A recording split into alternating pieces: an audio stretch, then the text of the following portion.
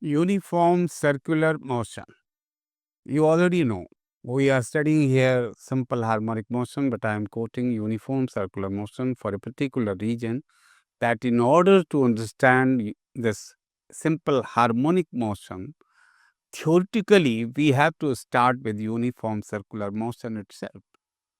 Actually, if you consider a body in uniform circular motion, as here in the case of this example, P is the body in circular motion, uniform circular motion. You draw a perpendicular from this body on the diameter. The projection of this perpendicular is point N. You'll have to focus on N. You see, P, N.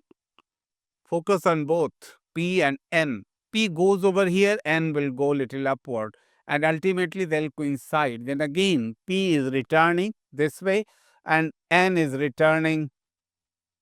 Again, they are going to coincide at this extreme point. So, N will be moving this way to and fro around O, whereas P is completing uniform circular motion. So, what is the result after all these things?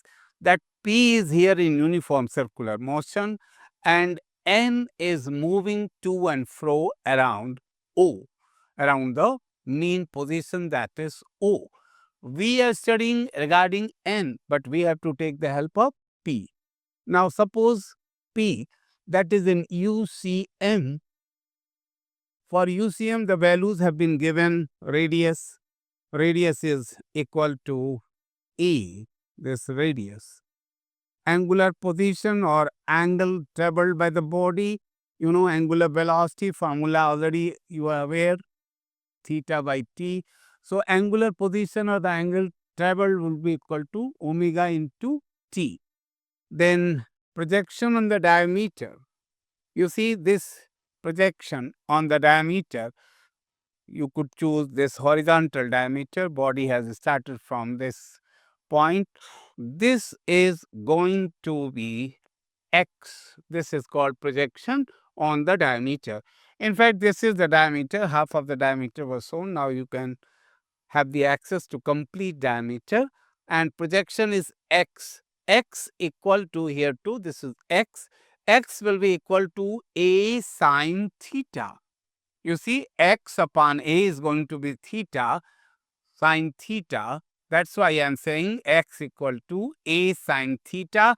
Write down omega t in place of theta, you find this equation.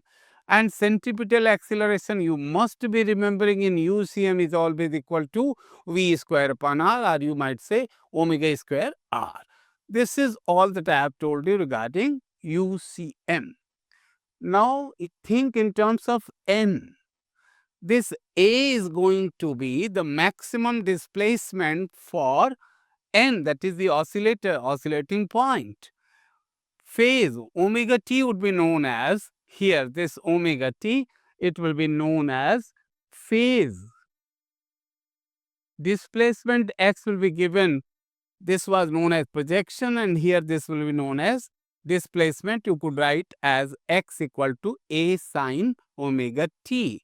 Acceleration was known there as centripetal, and here we would call it restoring acceleration. Then the tabular form has been given here. A table we have prepared for displacement, velocity, acceleration, period and frequency. X already given, a sine omega t plus phi. Velocity omega root a square minus x square. You do remember that velocity is the elliptical relation between velocity and displacement. Acceleration is a linear relation, acceleration minus omega square x, and this is what already I have